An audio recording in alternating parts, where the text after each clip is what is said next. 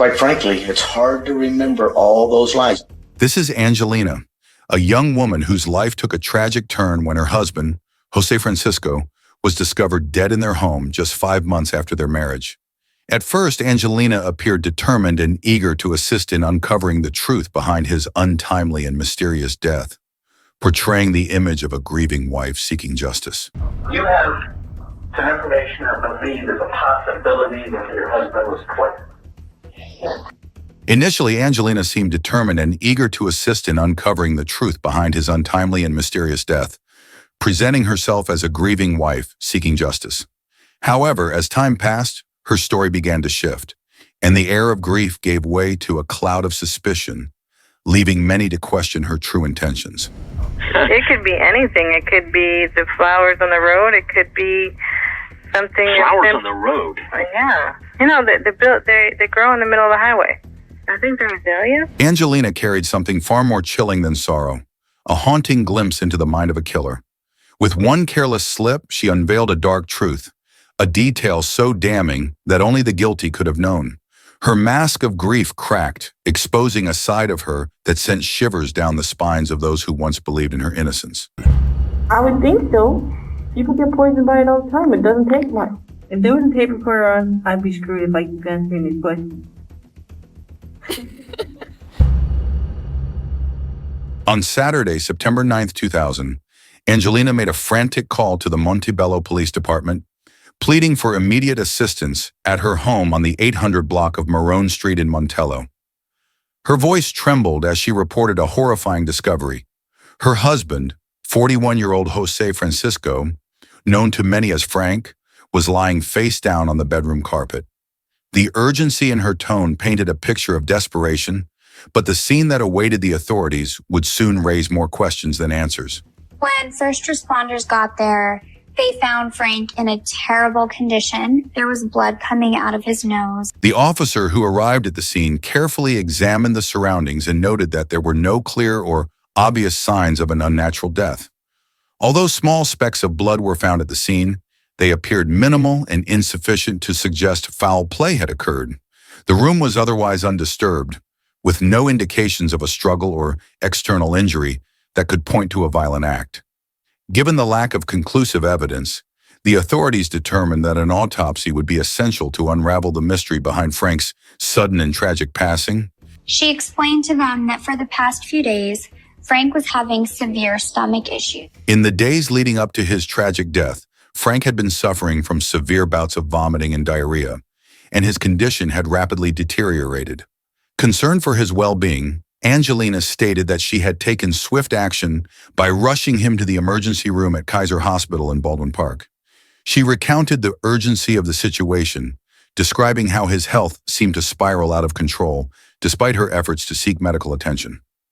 This account would later form a key part of the investigation as authorities worked to piece together the events that led to Frank's untimely demise. So I take him in and I said, he's sick. I don't know what it is. He's sick. He can't stand, he can't talk. I said, he's throwing up. Angelina informed the police that on Tuesday, September 5th, Frank had been called back to Angel Gate Academy, where he worked as a special education teacher. Located in California, Angel Gate Academy provided a month-long training camp for troubled 6th and 7th graders, and it was within this setting that Frank had dedicated his career to making a difference. It was also here that he met Angelina, a fellow educator and single mother to her 9-year-old daughter, Autumn. Their connection grew over time, eventually leading to their marriage in April 2000. According to Angelina, the request for Frank to return to Angel Gate on September 5th had been a last-minute arrangement. He was asked to step in as a chaperone for the day, which explained why his name did not appear on the official list of attending staff.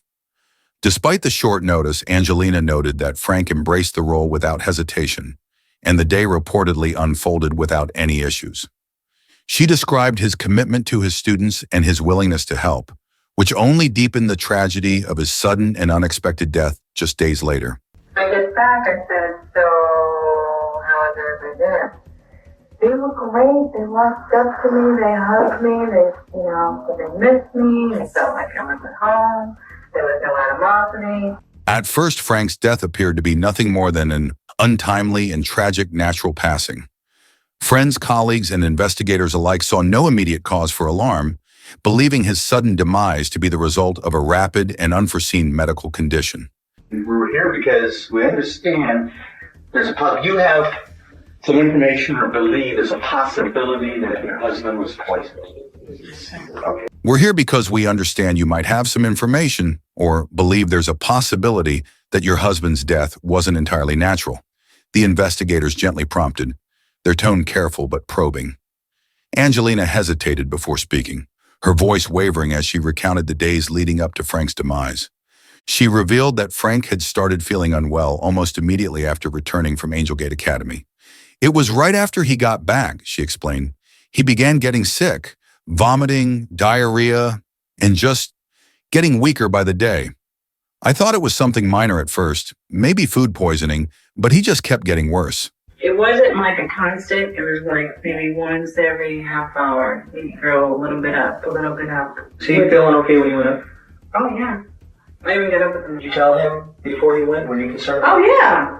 We argued. I said, please don't go. Despite Angelina's pleas for him to stay home, Frank was resolute in his decision to fulfill his duties at Angel Gate Academy.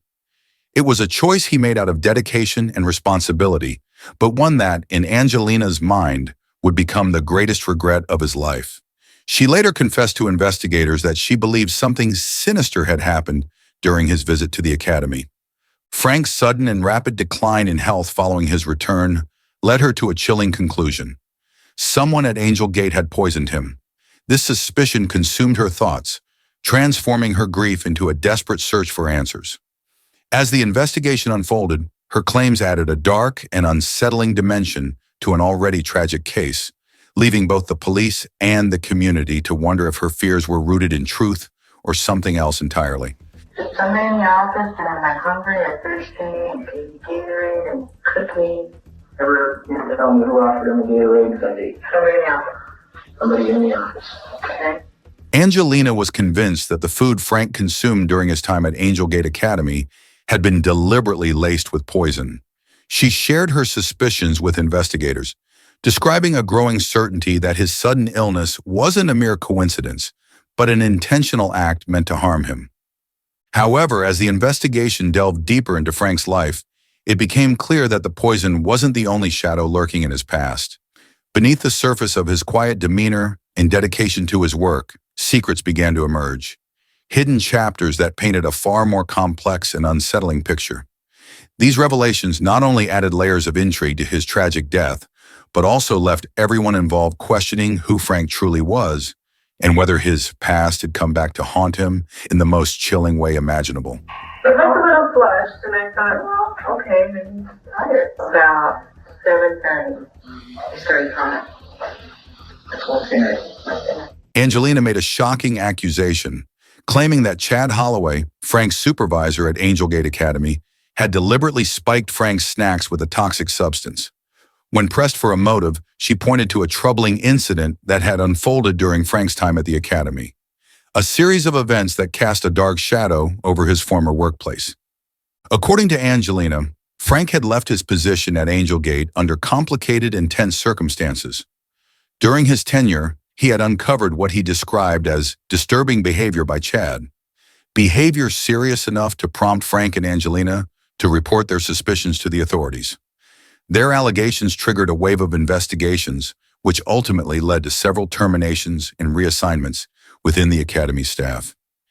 Angelina believed that Chad had not forgotten or forgiven Frank for exposing him, and she suspected that this lingering resentment had culminated in an act of retaliation.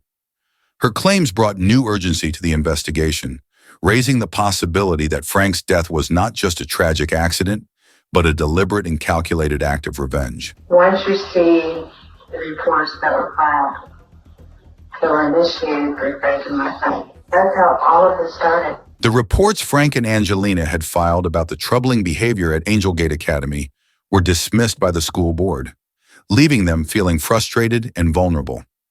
Despite the terminations and reassignments that followed, the broader culture within the academy seemed resistant to meaningful change.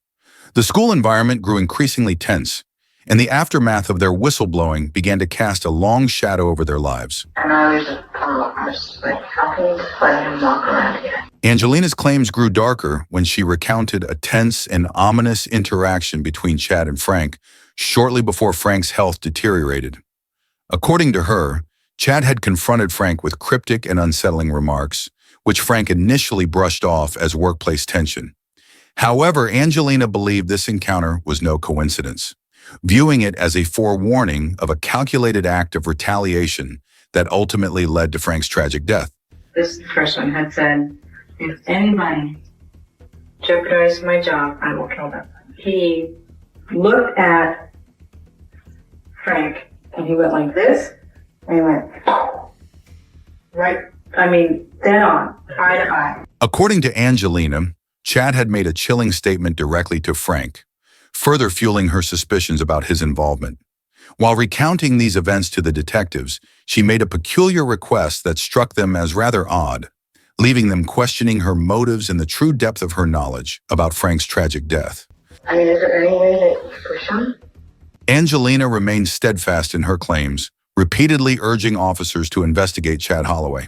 She was adamant that Frank had been poisoned during his time at Angel Gate Academy and pointedly cast suspicion on Chad as the likely culprit. Her insistence placed Chad at the center of the investigation, prompting authorities to question him about his possible involvement in Frank's death. As the scrutiny on Chad intensified, the case took on a new urgency, with investigators determined to uncover the truth behind Angelina's allegations. I was under the impression, before they talked to me, that they were so convinced I did this, that they had stopped at the sheriff's department, had basically told them to prepare to book me. During their investigation, authorities found that Chad was visibly upset about the accusations Angelina had leveled against him. He denied any wrongdoing, and despite Angelina's claims, there was no concrete evidence to suggest that Chad had abused Frank or harbored any intent to harm him. Without proof to substantiate the allegations, the case against Chad remained inconclusive, leaving investigators to consider other possibilities in the search for answers. And it's also one of the worst things to be accused of if you didn't do it.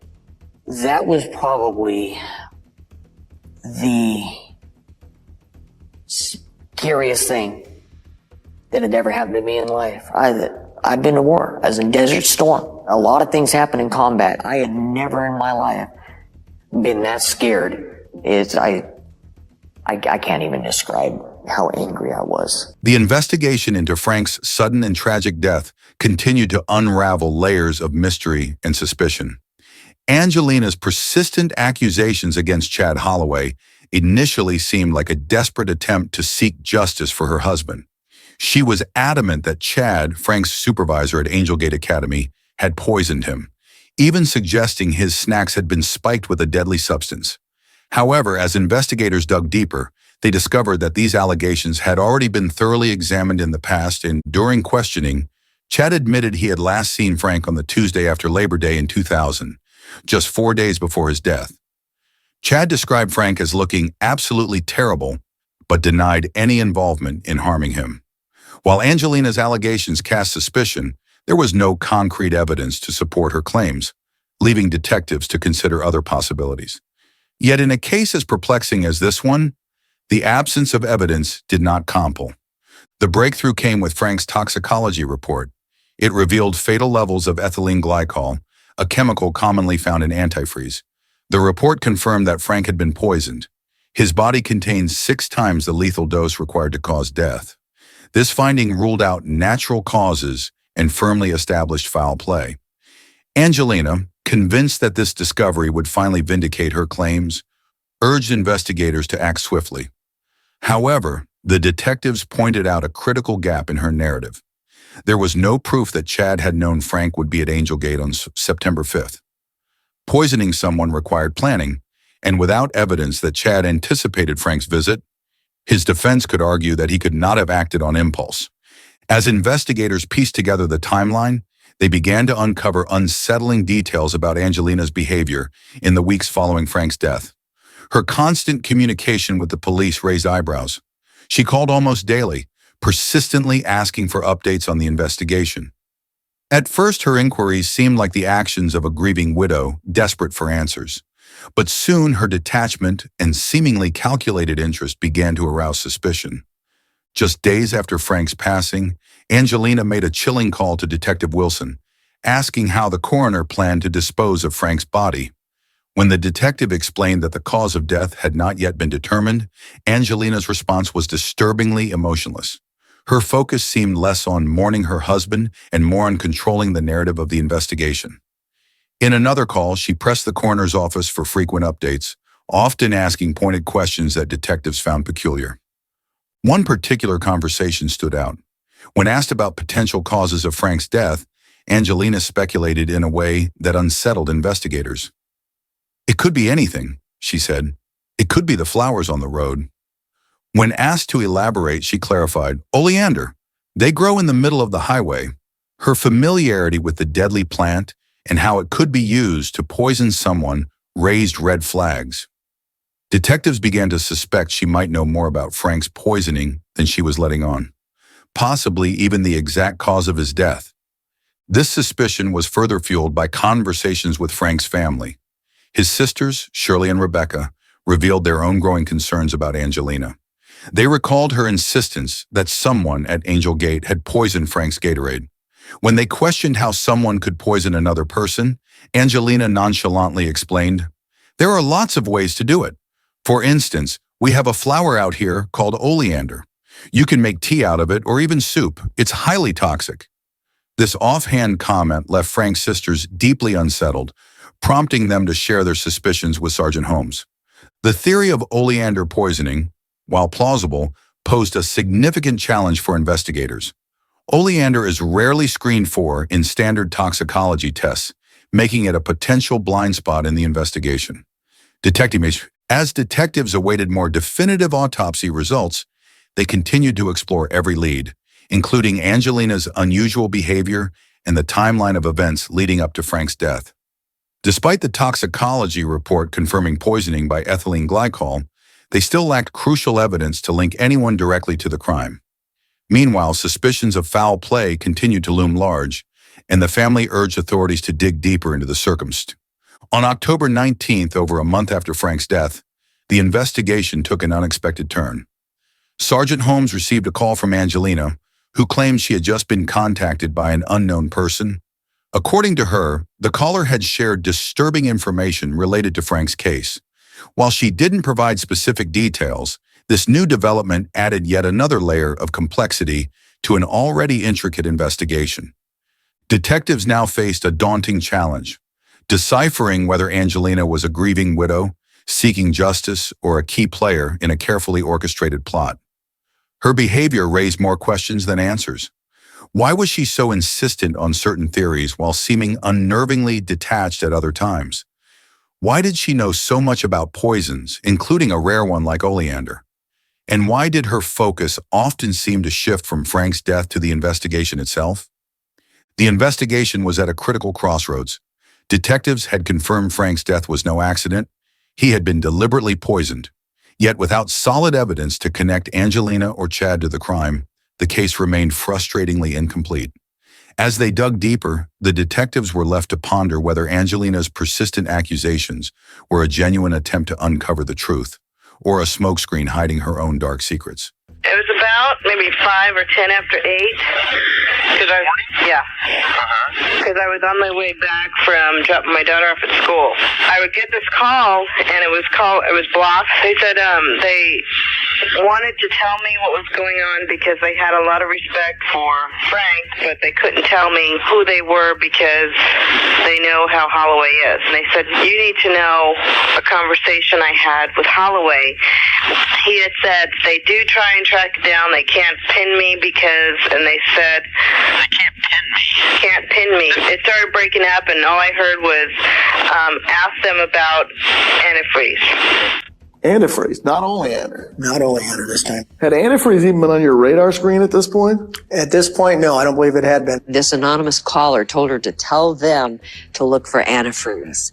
This is the first time that antifreeze has been mentioned to police, and it comes directly from Angelina. The investigation into Frank's untimely death continued to spiral into a web of intrigue and deceit, with Angelina at the center of it all. She insisted on finding justice for her husband, but her increasingly erratic behavior and questionable actions left investigators with more doubts than answers. The deeper detectives delved into the case, the clearer it became that Angelina's story was filled with inconsistencies and disturbing revelations. Angelina's claims grew more elaborate when she told Sergeant Holmes that she had received a disturbing call from an anonymous person at 8:01 a.m. The caller, she said, had warned her about antifreeze poisoning, prompting Holmes to request a specific toxicology test for ethylene glycol. However, when detectives pulled Angelina's phone records, they discovered there had been no calls, incoming or outgoing, to her phone at the time, she claimed. This revelation was a turning point in the investigation, casting serious doubt on Angelina's credibility and raising questions about her true involvement. The breakthrough came with the toxicology report, which confirmed investigators' worst suspicions. Frank had been poisoned. His system contained lethal levels of ethylene glycol, a substance commonly found in antifreeze. But that wasn't all. Further analysis revealed traces of oleander toxin, a deadly substance derived from a highly poisonous plant. The presence of both toxins painted a picture of premeditation and malice. Frank's death was no accident. It was a calculated act of murder. Angelina was informed of these findings on December 12th and told that detectives would be questioning Chad Holloway, the man she had accused of poisoning Frank. While she waited for updates, Angelina claimed she received another call, this time from Chad himself. "Angelina," the caller said, "why did you tell the police I poisoned Frank? And how did you even get my number?" His tone was laced with frustration, and he continued, "You're going to ruin my life." Angelina, seemingly flustered, responded, "You need to call them. I'm ending this conversation." What she didn't know was that the entire call had been orchestrated by the police. Chad was working with investigators, and every word she said was being recorded. It was a carefully laid trap, and Angelina had walked right into it. Despite the mounting evidence against her, Angelina seemed determined to manipulate the narrative. She contacted the police again, claiming Chad had called her a second time, this time issuing threats. "He told me to watch my back," she said, her voice trembling. "I'm scared to death." But detectives were already steps ahead. They knew this call was fabricated, another attempt by Angelina to steer suspicion away from herself. To dig deeper into Angelina's motives, detectives turned to someone who knew her well, her friend, Palmyra Gorham. Palmyra revealed unsettling details about conversations she had with Angelina in the months leading up to Frank's death. One particularly chilling incident occurred in late July, when Angelina mentioned making a special milkshake for Frank. When Palmyra asked if Frank was sick, Angelina cryptically replied, "Not yet, not yet." At the time, Palmyra dismissed the comment as a joke, but in hindsight, it appeared to be a sinister foreshadowing of the deadly plan already in motion. Palmyra also disclosed details about Angelina's personal life that further complicated the case. Despite being newly married to Frank, her fourth husband, Angelina had begun a secret affair with Palmyra's nephew, Lauren Morans. What started as casual encounters at Palmyra's home quickly turned into a deeper relationship. Angelina confided in Palmyra about her dissatisfaction with Frank, and even joked, "If I were to kill him, at least I'd end up with a little bit of money." While Palmyra had brushed it off at the time, these comments now painted a chilling picture of Angelina's mindset. Meanwhile, detectives noted another strange pattern of behavior. Angelina's anonymous faxes and letters to the police. In one fax addressed to Detective Holmes, she wrote, "Why is Chad still free? Thought maybe you didn't get it. Here it is again." These communications, combined with her constant accusations and peculiar phone calls, only deepened the investigators' belief that Angelina was trying to orchestrate a cover-up. Her actions appeared calculated, designed to deflect suspicion and control the narrative of the investigation. As detectives pieced together the evidence, they found themselves confronting a growing list of disturbing details. The toxicology reports confirmed that Frank's death was caused by poisoning, with ethylene glycol and oleander as the primary culprits. Angelina's behavior, her suspicious calls, her comments to Palmyra, and her persistent accusations against Chad, seemed to point to her as the architect of a sinister plan, but the detectives needed more concrete evidence to secure an arrest. On February 7, 2001, Detectives Steinwand and Sergeant Holmes visited Angelina's new home. By this point, they had built a compelling case against her. The culmination of evidence, from her incriminating comments to Palmyra and her fabricated phone calls to the toxicology findings, painted a damning picture of premeditated murder. Angelina had carefully constructed a facade of a grieving widow, seeking justice for her husband, but her web of lies was now unraveling. The police had been methodically dismantling her narrative, exposing the contradictions and deceit that lay beneath her words. What began as a desperate pursuit of justice for Frank had transformed into a chilling investigation into Angelina's own actions. The final piece of the puzzle was Angelina's inability to account for the growing mountain of evidence against her. From the moment she mentioned the special milkshake to her unsettling familiarity with poisons like oleander, every detail pointed to her as the mastermind behind Frank's death.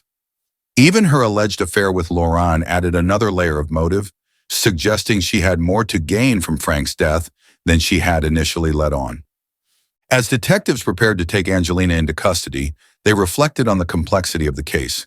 It wasn't just a story of murder. It was a story of manipulation, betrayal, and a carefully constructed lie that unraveled under the weight of truth. Angelina's pursuit of justice had been nothing more than a smokescreen, hiding her own dark and calculated intentions. When she opened the door to detectives on that February morning, she had no idea that her time was up. The woman who had tried to control every aspect of the investigation was now powerless against the evidence that had been meticulously gathered against her. Angelina's life, like the web of lies she had spun, was about to come crashing down. Good morning. Morning. How's it going today? Okay. We got a little problem. What? Les Holloway was visiting you guys on Friday. Holloway couldn't have done this. The stuff that Frank had in his stomach he had to ingest within a couple hours of his death. They found it in his stomach, the liquid, the antifreeze, and liquids purge every couple hours. Angelina, did you give Frank antifreeze? No, I didn't. I love my husband. I would not do that. Let's think about this a second, man. You're the only person with him. You're taking care of him. You're feeding and giving him liquids to drink. I didn't. It's important to be honest and truthful. I know it is. I know it is. I mean, I've been trying to get to the bottom of all this from day one. I mean, I love my husband. I wouldn't put my family through this hell. They spoke for 35 minutes, and how slowly Angelina's carefully constructed lies began to crumble. We have an abundant amount of information that points that you poisoned Frank. I didn't poison my husband. I mean, I am willing to take a lie detector test. I did not poison my husband. My husband was sent to me by God. Yeah, we had financial problems, which caused an emotional kind of craziness about it. But you know what? That's common. What if I was to tell you, with all the information that we've accumulated, that we can pretty much prove that you did? We need the truth. Gotta have the truth, Angelina. I did not kill my husband. I didn't. Only you had the means to do it, the motive to do it, and the ability to do it. The conversation grew increasingly tense as the detectives honed in on the details surrounding Frank's death. The only information, the only person that supplied any information that Frank was poisoned was you. No one else knew that Frank was poisoned. Only you. Only you knew oleander. In addition to that, antifreeze. Nobody in this entire investigation told us about antifreeze. It wasn't long before the detectives revealed the harsh truth, shattering any illusions Angelina may have held about being in control of the narrative. For weeks, she had operated under the belief that she was the ringmaster of a carefully orchestrated circus, pulling the strings and leading the investigation in the direction she wanted. But in a devastating twist, the detectives laid bare the reality. Angelina wasn't running the show at all. She wasn't the audience, the puppeteer, or even the ringleader. She was the clown at the center of it all, unknowingly performing for a captivated audience of investigators who had been watching. This entire time, we have used everything you said and followed up on everything you've done and said. And quite frankly, it's hard to remember all those lies. I didn't kill my husband. Okay. You can shut up.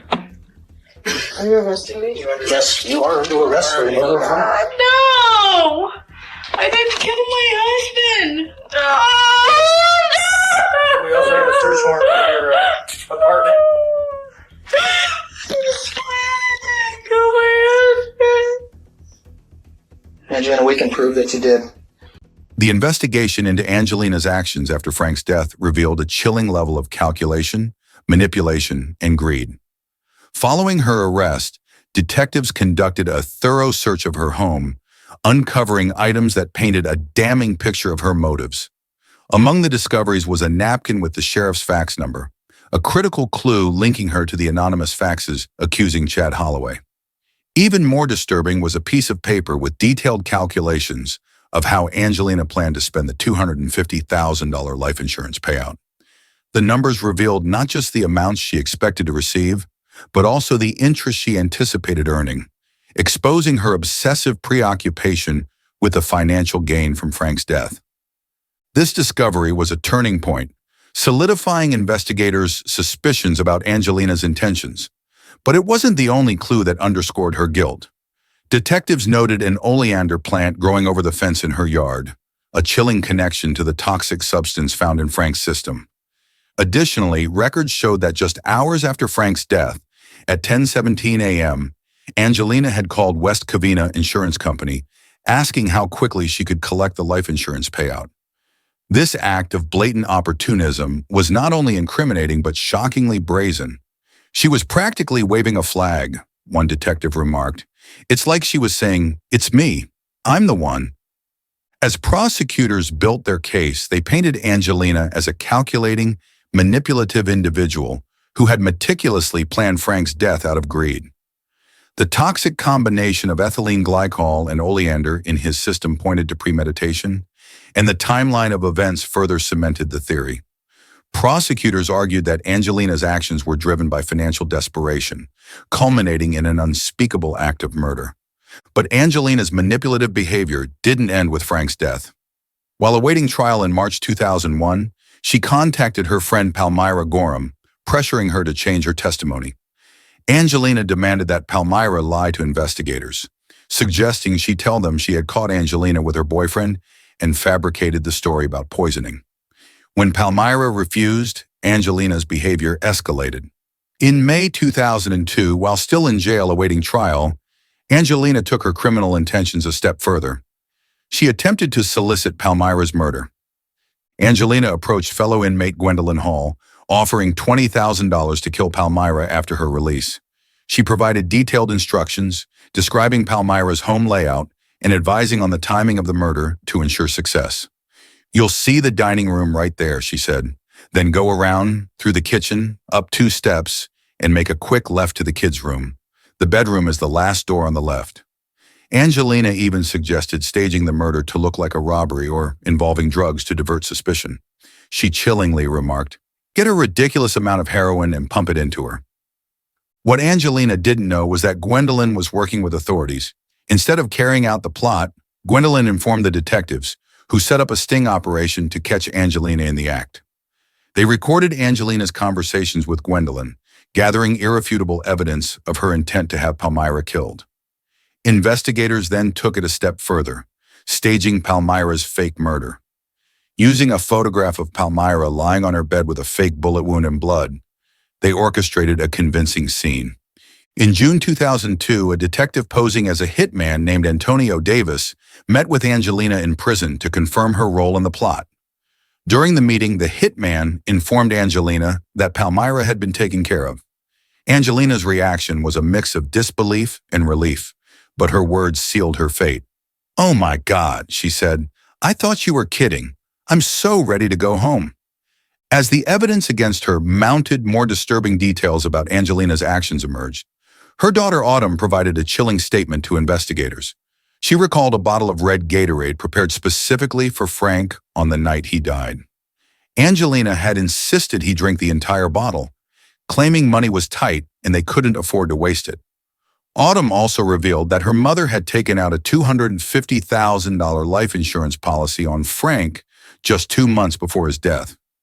This policy was not a safeguard. It was a crucial part of Angelina's calculated plan. At trial, even more unsettling details about Angelina's past came to light. Her ex-husband, Tom, testified about their marriage and the tragic death of their daughter, Alicia, years earlier. The couple had married in 1987 and had 2 daughters, Autumn and Alicia. During a 1992 vacation in Michigan, they were warned about a safety recall on Alicia's pacifier. Tragically, months later, they faced their darkest fears when Alicia passed away under suspicious circumstances. While no evidence linked Angelina to Alicia's death at the time, the details resurfaced during Frank's case, casting a shadow over her character and raising questions about her potential involvement. Angelina's trial became a spectacle, with prosecutors laying out the overwhelming evidence of her greed, manipulation, and premeditation. The insurance policy, the poison Gatorade, the anonymous faxes, and her attempts to solicit Palmyra's murder painted a chilling portrait of a woman willing to go to any lengths to achieve her goals. What began as a case of suspected foul play had morphed into a deeply disturbing tale of betrayal, calculated murder, and unrelenting ambition. By the end of the trial, there was little doubt in anyone's mind about Angelina's guilt. The jury was presented with a timeline of events so meticulously planned and executed that it left no room for reasonable doubt. Angelina's obsession with financial gain and her willingness to manipulate, deceive, and kill had led to her downfall. The verdict marked the end of a case that had exposed the darkest depths of human greed and the devastating consequences of unchecked ambition. Her daughter choked on a pacifier. These pacifiers have been recalled because of either deterioration or Angelina's story took an even darker turn when new details emerged about her past and her actions leading up to Frank's murder. Years earlier, Angelina had sued Gerber over the death of her infant daughter, Alicia, eventually receiving a $750,000 settlement. While the case had been presented as a tragic accident, suspicions about her motives began to surface during Frank's trial. Even her ex-husband, Tom, who had once believed in her innocence, started to question whether Alicia's death had been part of a more sinister plan. By this point, the question surrounding Angelina wasn't whether she had killed Frank. It was merely a matter of how long it would take for justice to catch up with her. Adding to the mounting evidence against her was Angelina's extramarital affair with Palmyra's nephew, Lauren Moran's. About a week before Frank's death, Angelina confided in Lauren about an incident that seemed like a chilling precursor to her eventual use of poison. She admitted to intentionally leaving the gas on in the garage, hoping for one of 2 outcomes, either a deadly explosion or Frank passing out from the fumes. Lauren, when questioned by investigators, admitted he had stayed silent about Angelina's confession because he didn't want to get involved. Police later uncovered records confirming that Frank had reported a gas leak on September 3rd, just days before his death. A technician discovered a loose gas line in the garage, which appeared to have been deliberately tampered with. This discovery added weight to the theory that Angelina had been attempting to harm Frank for some time before resorting to poison. Had Frank not detected the gas leak and reported it, the outcome could have been catastrophic, raising suspicions that Angelina had plotted multiple ways to kill him. Ultimately, on January 12, 2004, Angelina was convicted for the murder of Frank. The court sentenced her to death, not only for the act itself, but also for the cold and calculated manner in which she orchestrated his demise for financial gain. Despite the weight of the verdict, Angelina's reaction was unsettlingly calm. She appeared only mildly upset and maintained a composed demeanor, even as she addressed the court. "I broke and made a few terrible, stupid mistakes, which I regret very much," she stated. "We all make mistakes. I just picked the wrong time to make mine. But murder is not on that list. Her lack of remorse or genuine acknowledgement of the harm she had caused left an eerie impression on everyone present.